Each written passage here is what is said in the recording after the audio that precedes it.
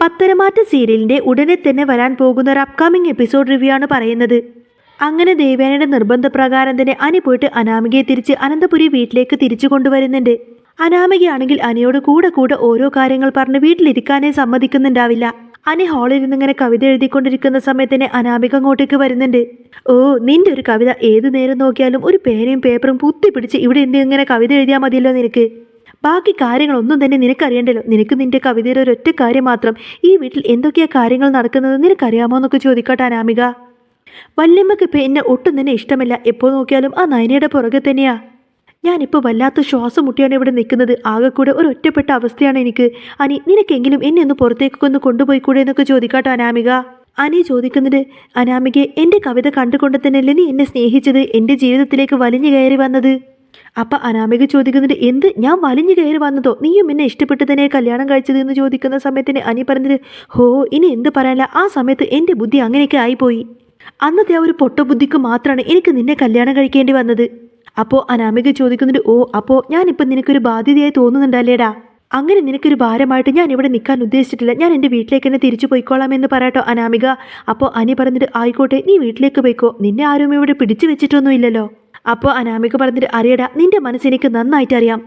ഞാൻ ഇവിടെ നിൽക്കുന്നത് നിനക്കൊട്ടും തന്നെ ഇഷ്ടമില്ല എന്ന് എനിക്കറിയാം. ഞാനിവിടെ നിൽക്കരുത്, ഞാൻ എൻ്റെ വീട്ടിലേക്ക് തന്നെ പോകണം. എന്നിട്ട് ആ ഒരു ഗ്യാപ്പിൽ നീ ആ നന്ദുവിനെ നിന്റെ ജീവിതത്തിലേക്ക് കൊണ്ടുവരാനല്ലേ? എടാ, ഒരു കാലത്തും നിന്റെ മനസ്സിലുള്ള ആ പ്ലാനൊന്നും നടക്കാൻ പോകുന്നില്ലടാ. നീ എന്നെ സ്നേഹിച്ചില്ലെങ്കിലും എനിക്ക് യാതൊരു കുഴപ്പമില്ല. ഞാൻ ഇവിടെ തന്നെ എങ്ങനെയെങ്കിലുമൊക്കെ കടിച്ചു ഒതുങ്ങി നിൽക്കും. നിന്റെ മനസ്സിലുള്ള ആഗ്രഹം ഒരു കാലത്തും നടക്കാൻ പോകുന്നില്ല. അല്ലെങ്കിലും ഞാൻ സന്തോഷത്തോടെയും സമാധാനത്തോടെയും ജീവിക്കുന്നത് കാണാൻ ഇഷ്ടപ്പെടാത്ത ആളല്ലേ നീ. അതുകൊണ്ട് നീ അങ്ങനെ ചെയ്യുമെന്ന് എനിക്കറിയാം. എടാ, ശരിക്കും നിനക്ക് ആ നന്ദുവിനെ ഇഷ്ടമല്ലേടാ എന്ന് ചോദിക്കുന്ന സമയത്തിന് അനി പറഞ്ഞിട്ട്, അതേ അനാമിക, എനിക്ക് അവളെ ഇഷ്ടമാണ്. ഇപ്പോഴും എനിക്ക് അവളെ ഇഷ്ടം തന്നെയാണ്. എന്നാൽ അത് കേൾക്കുന്ന സമയത്തിന് അനാമികക്ക് അങ്ങ് ദേഷ്യം വന്നുകൊണ്ട് തന്നെ പറഞ്ഞിട്ട്, ഓ, അപ്പോൾ എൻ്റെ സംശയങ്ങളൊക്കെ ശരിയാണ്. ഞാൻ ഇത്ര കാലം സംശയിച്ചിരുന്നത് നിന്റെ ഏട്ടത്തിയെ കാണാൻ വേണ്ടിയിട്ടാണ് ഏട്ടത്തിൻ്റെ വീട്ടിലേക്ക് പോയിരുന്നതെന്ന്. എന്നിട്ട് അങ്ങനെയാണല്ലോ നിന്റെ ഓരോ ന്യായീകരണങ്ങൾ. ഇപ്പതേ നീ തന്നെ നിന്റെ വായ കൊണ്ട് തുറന്നു പറഞ്ഞിരിക്കുന്നു നിനക്ക് അവളെ ഇഷ്ടമാണെന്ന്. അപ്പോൾ അനി ചോദിക്കുന്നത്, അതിലെന്താ അനാമിക ഇത്ര തെറ്റുള്ളത്? എനിക്ക് അവൾ ഇഷ്ടമാണ്. അവൾ എൻ്റെ നല്ലൊരു ഫ്രണ്ടാണ്. നീ എൻ്റെ ജീവിതത്തിലേക്ക് കടന്നു വന്നില്ല എന്നെങ്കിൽ തീർച്ചയായിട്ടും ഞാൻ നന്ദുവിനെ കല്യാണം കഴിച്ചേനെ. അതിൽ യാതൊരു മാറ്റവും ഇല്ല എന്ന് പറയും. ഇത് കേൾക്കുന്ന സമയത്തന്നെ അനാമികക്ക് അങ്ങ് ദേഷ്യം വന്നുകൊണ്ട് തന്നെ ചോദിക്കുന്നുണ്ട്, എടാ, നാണമുണ്ടോടാ സ്വന്തം ഭാര്യയുടെ മുന്നിൽ വെച്ച് മറ്റൊരു പെണ്ണിനെ വെച്ചിട്ട് ഇങ്ങനെ പുകഴ്ത്തി പറയാനായിട്ട്? അപ്പോൾ അനി ചോദിക്കുന്നുണ്ട്, അതിനിപ്പം തന്നെ ഞാൻ ഇത്ര നാണിക്കുന്നത്? നിന്നേക്കാൾ എത്രയോ മടങ്ങ് മുകളിലാണ് നന്ദു. നന്ദുവും നന്ദുവിൻ്റെ ഏട്ടത്തിമാരൊക്കെ നിന്നേക്കാൾ എത്രയോ പടി മുകളിലാണ്. നവ്യേട്ടത്തിക്ക് ആദ്യം നിന്നെ പോലുള്ള സ്വഭാവം തന്നെയായിരുന്നു. പക്ഷേ ഈ കുടുംബത്തിലേക്ക് നവ്യേട്ടത്തി കയറി വന്നതിന് ശേഷം ഇവിടെയുള്ളവരുടെ സ്വഭാവം കാരണം നവ്യേട്ടത്തി ഒത്തിരിയധികം മാറി. അതുപോലെ തന്നെ കാലക്രമേണ നീയും മാറുമെന്ന ഇവിടെയുള്ള എല്ലാവരും വിശ്വസിച്ചു വെച്ചേക്കുന്നത്. എന്നാൽ നിന്റെ കാര്യത്തിൽ എനിക്ക് മാത്രം ഒട്ടും നിന്നെ വിശ്വാസമുണ്ടായിരുന്നില്ല. നിനക്ക് നിന്നെ മാത്രമേ ഇഷ്ടമുള്ളൂ. നിനക്ക് നിന്റെ കാര്യം മാത്രമേ അറിയേണ്ടതുള്ളൂ. മറ്റുള്ളവരുടെ മനസ്സ് കാണാനൊന്നും നിനക്കും നിന്റെ വീട്ടുകാർക്കൊന്നും ഒട്ടും അറിയില്ലടി. അപ്പോൾ അനാമിക പറയുന്നുണ്ട്, അനി, നീ ഇനി എന്ത് പറഞ്ഞിട്ടും കാര്യമില്ല. ഒരിക്കലും ഞാൻ നിന്നെ വിട്ട് ഇവിടെ നിന്നും എങ്ങോട്ടേക്കും പോകുന്നില്ല.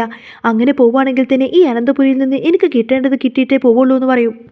അപ്പോൾ അനി ചോദിക്കുന്നുണ്ട്, ആഹാ, അപ്പോൾ നീ പോവോ? അല്ല, നിനക്കെന്താ പോകാൻ വേണ്ടത്? പൈസയാണോ? നിനക്ക് ഞാൻ കുറച്ച് പൈസയോ സ്വർണ്ണോ തന്നു കഴിഞ്ഞാൽ നീ എൻ്റെ ജീവിതത്തിൽ നിന്ന് പോവോ എന്ന് ചോദിക്കാട്ടോ അനി. അപ്പോൾ അനാമിക പറഞ്ഞിട്ട്, അതെ, ഞാൻ പോവും. എനിക്ക് കിട്ടേണ്ടത് കിട്ടിക്കഴിഞ്ഞാൽ ഞാൻ പോവും എന്ന് പറയുന്ന സമയത്ത് നിനക്ക് എത്രയാണ് വേണ്ടതെന്ന് ചോദിക്കാട്ടോ അനി. എന്താടാ അത് പറഞ്ഞാൽ നീ എനിക്ക് തരുമെന്ന് ചോദിക്കുന്ന സമയത്തിന്, ആ, തരാന്നല്ലേ പറഞ്ഞത്. നിനക്ക് എന്ത് വേണേലും ഞാൻ തരാം. അങ്ങനെയെങ്കിലും നീ എൻ്റെ ജീവിതത്തിൽ നിന്ന് ഒഴിഞ്ഞു പോയാൽ മതി എന്ന് പറയാട്ടോ അനി. നീ അനന്തപുരി ഉള്ളിടത്തോളം കാലം ഒരിക്കലും ഇവിടെ ആർക്കും തന്നെ ഒട്ടും സമാധാനം ഉണ്ടാവില്ല. നീ ഈ അനന്തപുരി വിട്ട് പോവുമെന്ന് ഉറപ്പാണെങ്കിൽ നീ പറയുന്ന പൈസയും സ്വർണവും എത്രയെന്ന് വേണ്ടത് വെച്ചാൽ ഞാൻ തരാമെന്ന് പറഞ്ഞ് സമ്മതിക്കാട്ടോ അനി. എന്നാൽ ഇത് കേൾക്കുന്ന സമയത്തിന് അനാമികക്കും ഒത്തിരി സന്തോഷമായിരിക്കും. അനാമിക പറയുന്നുണ്ട്, അതെ, അങ്ങനെയാണെങ്കിൽ ഞാനൊന്ന് ആലോചിച്ചിട്ട് പറയാം. ഈ അനന്തപുരി തറവാട് വിട്ടു പോകണമെങ്കിൽ എനിക്ക് വേണ്ട സ്വർണവും പണവും എത്രയാണെന്ന് ഞാൻ ആലോചിച്ചിട്ട് പറയാമെന്നൊക്കെ പറഞ്ഞുകൊണ്ടതിന് അനാമിക അവിടെ നിന്നങ്ങ് പോവും. പോകുന്നതിന് മുൻപായിട്ട് തന്നെ അനാമിക പറയുന്നുണ്ട്, പിന്നെ നമ്മൾ തമ്മിലുള്ള ഈ ഡീലും നീ ആരോടും പറയാനൊന്നും നിൽക്കണ്ട. നീ പറഞ്ഞു കഴിഞ്ഞാലേ എൻ്റെ പ്ലാന് ഞാൻ അങ്ങ് മാറ്റും. അപ്പോൾ അനി പറഞ്ഞിട്ട്, അയ്യോ, ഞാൻ ആരോടും പറയാനൊന്നും നിൽക്കുന്നില്ല. എനിക്ക് എങ്ങനെയെങ്കിലും നീ എൻ്റെ ജീവിതത്തിൽ നിന്ന് പോയാൽ മാത്രം മതി. അത് മാത്രമേ ഞാനിപ്പോൾ ആലോചിക്കുന്നുള്ളൂ. എനിക്ക് ഇനിയെങ്കിലും കുറച്ച് മനസ്സമാധാനത്തോടെ ജീവിക്കണം. അതുകൊണ്ട് ഞാൻ ഇത് ആരോടും പറയാനൊന്നും പോകുന്നില്ല എന്നും പറയും.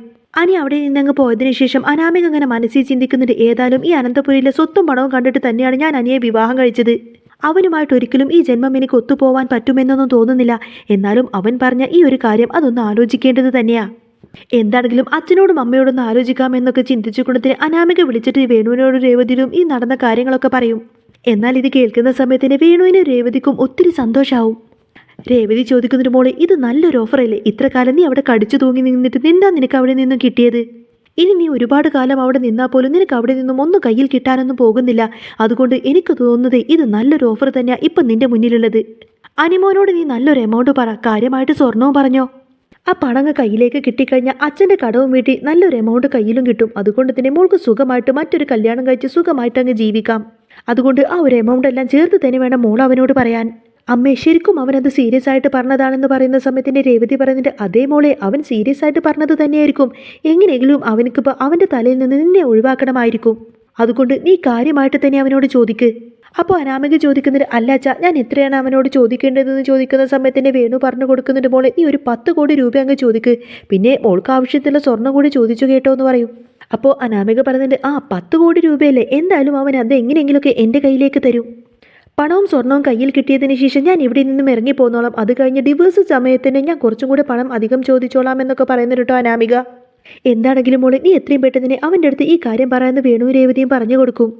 അങ്ങനെ കാര്യങ്ങൾ സംസാരിക്കാൻ വേണ്ടിയിട്ട് അനാമിക നേരെ അനിയുടെ അടുത്തേക്ക് വന്ന് പറയുന്നുണ്ട്, അനി, നീ പറഞ്ഞ കാര്യങ്ങളൊക്കെ ഞാൻ നല്ല രീതിയിൽ തന്നെ ആലോചിച്ചു. നീയും ഞാനും ഒരിക്കലും ഒത്തുപോകുമെന്നൊന്നും എനിക്ക് തോന്നുന്നില്ല. അതിപ്പോൾ എന്തൊക്കെ രീതിയിലാണെങ്കിലും പ്രശ്നങ്ങൾ മാത്രമല്ലേ ഉള്ളൂ. അപ്പോൾ പിന്നെ നീ പറഞ്ഞ രീതിക്ക് സെപ്പറേറ്റ് ആവാമെന്ന കാര്യത്തിൽ എനിക്ക് സമ്മതമാണെന്ന് അറിയിക്കാട്ടോ അനാമിക. ഞാനൊരു തുക പറയും, അത് നീ എനിക്ക് തരുവാണെങ്കിൽ നീ പറഞ്ഞതിനൊക്കെ എനിക്ക് സമ്മതമാണെന്ന് പറയാട്ടോ അനാമിക. ഇത് കേൾക്കുന്ന സമയത്ത് പെട്ടെന്ന് എനിക്കൊരു ഷോക്കായിരിക്കും. എന്നിട്ട് അനി പറയുന്നുണ്ട്, അല്ലെങ്കിലും എനിക്കറിയാമായിരുന്നു ഈ വീട്ടിലെ പണവും സ്വർണവും മോഹിച്ച് തന്നെയാണ് നീ എൻ്റെ ജീവിതത്തിലേക്ക് കയറി വന്നതെന്ന്. അല്ലാതെ എൻ്റെ കവിതയോടുള്ള ഇഷ്ടം കൊണ്ടോ എന്നോടുള്ള സ്നേഹം കൊണ്ടോ നല്ല രീതിയിൽ ജീവിച്ചു പോകാനൊന്നുമല്ല നീ ഈ വീട്ടിലേക്ക് കയറി വന്നത് എനിക്കറിയാമായിരുന്നു. അനാമികെ, നീ എൻ്റെ തലയിൽ നിന്ന് ഇറങ്ങി കിട്ടാൻ വേണ്ടി ഞാൻ നിനക്ക് എന്താ തരേണ്ടതെന്ന് ചോദിക്കാട്ടോ അനി. അപ്പോൾ അനാമിക പറയുന്നത്, എനിക്കൊരു 10 കോടി രൂപ വേണം. അപ്പോൾ അനി ചോദിക്കുന്നുണ്ട്, എന്ത് 10 കോടിയോ എന്ന് ചോദിക്കുന്ന സമയത്തിന് അനാമിക പറയുന്നുണ്ട്, അതെ 10 കോടി രൂപ എനിക്ക് വേണം. 10 കോടി രൂപ എന്ന് പറഞ്ഞാൽ അനന്തപുരിക്കാർക്ക് അത് നിസാര സംഖ്യയാണെന്നൊക്കെ എനിക്കറിയാം. ഇപ്പം തൽക്കാലം എനിക്കൊരു 10 കോടി രൂപ വേണം. അത് കഴിഞ്ഞ് പിന്നെ കുറച്ച് എനിക്ക് സ്വർണ്ണാഭരണങ്ങളും വേണം. അതൊക്കെ നിനക്ക് പിന്നെ സിമ്പിളായിട്ട് തരാവുന്നതല്ലേ ഉള്ളൂ. മൂർത്തീസ് ജ്വല്ലറിയിൽ ഇഷ്ടംപോലെ സ്വർണ്ണാഭരണങ്ങളുണ്ടല്ലോ, ലേറ്റസ്റ്റ് കളക്ഷൻ തന്നെ വേണം. ഇത് രണ്ടും ഇപ്പം തന്നെ എനിക്ക് കിട്ടിയ ഉടനെ തന്നെ ഞാൻ ഈ വീട്ടിൽ നിന്ന് പടിയിറങ്ങി പോയിക്കോളാം എന്ന് പറയാട്ടോ അനാമിക. നീ സ്വർണവും പണവും എനിക്ക് തന്ന ഉടനെ തന്നെ ഞാൻ ഇവിടെ നിന്ന് പോകും. ഈ ഒരു കാരണം കൊണ്ടാണ് ഞാൻ ഇവിടെ നിന്ന് പോകുന്നത് എന്ന കാര്യം ഞാൻ ആരോടും പറയാനൊന്നും പോകുന്നില്ല. ഒരിക്കലും ഞാൻ നിന്നെ കുറ്റപ്പെടുത്താനും വരില്ല. എൻ്റെ സ്വന്തം ഇഷ്ടത്തിന് ഞാൻ ഇവിടെ നിന്ന് പടിയിറങ്ങി പോകുന്നു എന്ന് ഞാൻ എല്ലാവരോടും വിളിച്ചു പറയുള്ളൂ. ഈ ഒരു ഡീൽ ഓക്കെ ആണെങ്കിൽ നമുക്ക് ഇപ്പം തന്നെ കൈ കൊടുക്കാം. എന്നിട്ട് നീ പറയുന്നത് പോലെ തന്നെ മുന്നോട്ട് പോയിക്കോളാം എന്നൊക്കെ പറയുന്നുണ്ട് കേട്ടോ അനാമിക. അനാമികയുടെ വാക്കെല്ലാം കേൾക്കുന്ന സമയത്തിന് അനിക്ക് ശരിക്കും ഒരു ഷോക്കായിരിക്കും. എന്നിട്ട് ഇങ്ങനെ മനസ്സിൽ ചിന്തിക്കുന്നുണ്ട്, ഈശ്വര, ഇത്രമാത്രം നീചയായിരുന്നു ഇവള് എന്നൊക്കെ ചിന്തിക്കും. അപ്പോൾ അനാമിക ചോദിക്കുന്നുണ്ട്, നീ എന്താണ് ഇങ്ങനെ ആലോചിച്ച് നിൽക്കുന്നത്, നിനക്ക് സമ്മതമാണോ എന്ന് ചോദിക്കും. അപ്പോൾ അനി പറയുന്നുണ്ട്, എനിക്ക് കുറച്ച് സാവകാശം വേണം. അതിനുള്ളിൽ തന്നെ നിനക്ക് ഏതായാലും ഞാൻ പറഞ്ഞ തുക തരും. പിന്നെ സ്വർണ്ണാഭരണങ്ങൾ ഒരുപാട് നിനക്ക് വല്യമ്മ തന്നതല്ലേ, ഇനിയും അതിൽ കൂടുതൽ വേണമെന്നും ചോദിക്കും. അപ്പോൾ അനാമിക പറയുന്നത്, തീർച്ചയായിട്ടും എനിക്ക് ഇനിയും സ്വർണ്ണം വേണം. നീ ഇല്ലെങ്കിലും എനിക്കൊരു ജീവിതമല്ലേ. നിന്നെ ഓർത്ത് കരഞ്ഞിരിക്കാനൊന്നും ഞാൻ പോകുന്നില്ല. എനിക്ക് നല്ലൊരു ജീവിതം തന്നെ കിട്ടും. ഇനിയുള്ള കാലം കഷ്ടപ്പെടാതെ സുഖമായിട്ട് ജീവിക്കാനുള്ളതൊക്കെ നീ എനിക്ക് തന്നേ പറ്റൂ. അതിന് റെഡിയാണെങ്കിൽ ഇന്ന് തന്നെ എന്നേക്കുമായി നിന്റെ ജീവിതത്തിൽ നിന്ന് ഞാൻ പടിയിറങ്ങി തരാമെന്നൊക്കെ പറയുന്നത് കേട്ടോ അനാമിക. അപ്പോൾ അനി പറയുന്നത്, ഞാൻ പൈസ തരുവാണെങ്കിൽ നീ എനിക്ക് ഉടനെ തന്നെ ഡിവോഴ്സ് പേപ്പറിൽ ഒപ്പിട്ട് തരണം. അത് നിനക്ക് ഓക്കെ ആണോ എന്ന് ചോദിക്കുമ്പോഴേക്കും, ഓ ശരി, ഞാൻ ഒപ്പിട്ട് തരാമെന്ന് പറയും. ഇത് കേൾക്കുന്ന സമയത്തിന് അനിക്ക് ഭയങ്കര സന്തോഷമായിരിക്കും. എന്നിട്ട് ഡിവോഴ്സ് പേപ്പറിൻ്റെ കാര്യങ്ങളൊക്കെ ശരിയാക്കിയതിന് ശേഷം അനി ആ ഒരു പൈസ കൊടുക്കും. അതിനുശേഷം അനാമികയുടെ കയ്യിൽ നിന്ന് ഒപ്പിട്ട് വാങ്ങിക്കുന്നുണ്ട്. പൈസ എല്ലാം കൈക്കലാക്കിയതിന് ശേഷം അനാമിക ചുമ്മാ ഓരോ കാരണങ്ങളൊക്കെ പറഞ്ഞുകൊണ്ടതിന് അനന്തപുരി വീട്ടിൽ നിന്ന് പടിയിറങ്ങി പോവാണ്. അനാമിക പറഞ്ഞിട്ട്, എനിക്കിനി ഏതായാലും അനിയുടെ കൂടെ ജീവിക്കാനൊന്നും പറ്റില്ല. കുറേ അധികം അഡ്ജസ്റ്റ് ചെയ്ത് നിന്ന് നോക്കി, ഒരിക്കലും ഞങ്ങൾ രണ്ടുപേരും തമ്മിൽ മുന്നോട്ട് പോകുമെന്നൊന്നും തോന്നുന്നില്ല. ഇതൊരിക്കലും അനിയെ ഞാൻ കുറ്റപ്പെടുത്തി പോകുന്നതല്ല. നിങ്ങൾക്കാർക്കും ഞാനൊരു ബുദ്ധിമുട്ടാവില്ല. ഇതെൻ്റെ സ്വന്തം ഇഷ്ടപ്രകാരം തന്നെയാണ് ഞാൻ പോകുന്നത് എന്നൊക്കെ പറഞ്ഞുകൊണ്ട് തന്നെ അനാമിക അനി കൊടുത്ത ആ 1 കോടി രൂപയും അതുപോലെ തന്നെ അനാമികയുടെ കംപ്ലീറ്റ് സാധനങ്ങളെല്ലാം എടുത്തുകൊണ്ട് തന്നെ അനന്തപുരിയിൽ നിന്ന് എന്നേക്കുമായി പടിയിറങ്ങി പോകുന്നുണ്ട്. അനാമിക പോകുന്നത് കണ്ടുകൊണ്ട് തന്നെ അനന്തപുരിയിൽ എല്ലാവരും ചിന്തിക്കുന്നത് അനിയുടെ കൂടെ അനാമികക്ക് ജീവിക്കാൻ പറ്റാത്തത് കൊണ്ട് അനാമിക പിണങ്ങി പോവണമെന്നായിരിക്കും. എന്നാൽ ഇത്ര കാലം അനന്തപുരിയിൽ നിന്നതിന് അനാമികക്ക് കിട്ടേണ്ടത് കിട്ടിയിട്ട് തന്നെയായിരിക്കട്ടെ അനന്തപുരിയിൽ നിന്നും അനാമിക പോകുന്നത്. അതിനുശേഷം ഡിവോഴ്സ് പേപ്പറൊക്കെ കിട്ടിയതിന് ശേഷം അനി ഭയങ്കര സന്തോഷത്തിൽ നന്ദുവിൻ്റെ അടുത്തേക്ക് ചെന്നുകൊണ്ട് തന്നെ നടന്ന സംഭവങ്ങളെല്ലാം തന്നെ നന്ദുവിനോട് പറയും. നന്ദു, നീ വിചാരിക്കുന്നത് പോലെയൊന്നുമല്ല കാര്യങ്ങൾ. എനിക്ക് നിന്നെ ഇഷ്ടമാണ് നന്ദു. ഞാൻ ഒരിക്കലും അനാമികയുമായിട്ട് ജീവിച്ചിട്ടില്ല എന്നൊക്കെ പറയുന്ന സമയത്തിന് നന്ദു ഒഴിഞ്ഞു മാറുന്നുണ്ട്. അനി, എനിക്കൊന്നും കേൾക്കണ്ട, നീയുമായിട്ട് സംസാരിക്കരുത് എന്നാണ് എൻ്റെ വീട്ടുകാർക്ക് എന്നോട് പറഞ്ഞിരിക്കുന്നത്. നീ എന്തിനാ ഇപ്പോൾ എന്നെ കാണണമെന്ന് പറഞ്ഞേക്കുന്നത്? എന്താന്ന് വെച്ചാൽ പെട്ടെന്ന് പറ, എനിക്ക് വീട്ടിലേക്ക് പോകണമെന്ന് പറയും. അപ്പോൾ അനി പറഞ്ഞിട്ട്, അത് നന്ദു, അനാമിക എന്നേക്കുമായി എൻ്റെ ജീവിതത്തിൽ നിന്നും പടിയിറങ്ങിപ്പോയി. എന്താ അനി നീ ഈ പറയുന്നത് എന്ന് ചോദിക്കുന്ന സമയത്തിന് ആ ഒരു പേപ്പേഴ്സ് എല്ലാം കാണിച്ചു കൊടുത്തുകൊണ്ട് അനി പറഞ്ഞിട്ട്, കണ്ടോ, ഞാൻ അനാമികയെ ഡിവേഴ്സ് ചെയ്യാൻ പോവുക. ഇത് കേൾക്കുന്ന സമയത്തിന് നന്ദു പറഞ്ഞിട്ട്, അനി നീ വെറുതെ തമാശ പറയല്ലേ, നീ അനാമികയുടെ കൂടെ സുഖമായിട്ട് ജീവിക്കണം. അതിപ്പോൾ എനിക്കും എൻ്റെ ചേച്ചിക്കും മാതൃശേഷനും ആ കുടുംബത്തിലെല്ലാവർക്കും അത് തന്നെയാണ് ആഗ്രഹം. അതുപോലെ തന്നെയാണ് ഞാനും ചിന്തിക്കുന്നതെന്ന് പറയുന്ന സമയത്തിന് അനി പറഞ്ഞിട്ട്, നന്ദു നീ ഇനി ഒരിക്കലും അങ്ങനെയൊന്നും ചിന്തിക്കണ്ട. ഈ ഡിവേഴ്സ് പേപ്പർ കണ്ടില്ലേ, ഇതിലെല്ലാം തന്നെ അവൾ എനിക്ക് ഒപ്പിട്ട് തന്നു. അതിന് പകരമായിട്ട് അവൾക്ക് വേണ്ട പൈസയും ഞാൻ കൊടുത്തു. അപ്പം നന്ദു ചോദിക്കുന്നത്, എന്ത്, അവൾക്ക് നീ പൈസ കൊടുത്തെന്നോ? അങ്ങനെ പൈസ കൊടുത്തപ്പോഴേക്കും അവൾ നിനക്കിതിൽ ഒപ്പിട്ട് തന്നോ എന്ന് ചോദിക്കാട്ടോ നന്ദു. അപ്പോൾ അനി പറഞ്ഞിട്ട്, അതേ നന്ദു, ഇതല്ലേ ഞാൻ മുൻപേ നിന്നോട് പറഞ്ഞിരുന്നത്. അവൾ നമ്മൾ വിചാരിച്ചതുപോലെയൊന്നുമല്ല, അവൾക്ക് പൈസ മാത്രം മതി. ബന്ധങ്ങൾക്കൊന്നും യാതൊരു വിലയും അവൾ കൽപ്പിക്കുന്നില്ല. അവൾ പറഞ്ഞ പൈസ 10 കോടി രൂപ കൊടുത്തുകൊണ്ടാണ് ഞാൻ ഈ ഡിവേഴ്സ് പേപ്പറിൽ അവളെ കൊണ്ട് ഒപ്പിടിയിപ്പിച്ചത്. എന്നാൽ ഇത് കേൾക്കുന്ന സമയത്ത് നന്ദുവിനൊരു ഷോക്കായിരിക്കും. നന്ദുവിന് ഇത് ഒട്ടും തന്നെ വിശ്വസിക്കാൻ കഴിയാതെ ഇങ്ങനെ നിൽക്കട്ടോ. അപ്പോൾ അനി പറഞ്ഞിട്ട്, അതേ നന്ദു, നിന്നെ സ്വന്തമാക്കാൻ വേണ്ടിയിട്ടാണ് ഞാൻ ഇങ്ങനെയൊക്കെ ചെയ്തു കൂട്ടിയത്.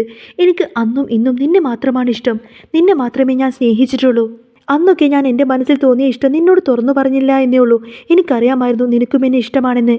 ഇനി മുതൽ നമുക്ക് രണ്ടുപേർക്കും ഒത്തൊരുമിച്ച് മുന്നോട്ട് ജീവിക്കുന്നതല്ലേ നല്ലത് എന്നൊക്കെ ചോദിക്കുന്നുണ്ട് കേട്ടോ അനി. എന്നാൽ അനിയുടെ വാക്കെല്ലാം കേൾക്കുന്ന സമയത്തിന് നന്ദു അങ്ങ് ആകെ ഷോക്കാവുന്നുണ്ട് കേട്ടോ. ഒറ്റയ്ക്കൊരു തീരുമാനമെടുക്കാൻ കഴിയാത്തത് കൊണ്ട് തന്നെ അനിയോട് മറുപടി ഒന്നും പറയാതെ ഒന്നും മിണ്ടാതെ അവിടെ നിന്നങ്ങ് നടന്ന് നീങ്ങുമായിരിക്കും നന്ദു. പിന്നീട് അങ്ങനെ നന്ദാവനത്തിലേക്ക് വന്നിട്ട് അനി പെണ്ണ് ചോദിക്കുന്നതും അങ്ങനെ അനിയും നന്ദുവും തമ്മിലുള്ള വിവാഹം നടക്കുന്ന അടിപൊളി എപ്പിസോഡൊക്കെ ഇനി വരാൻ പോകുന്നുണ്ട് കേട്ടോ.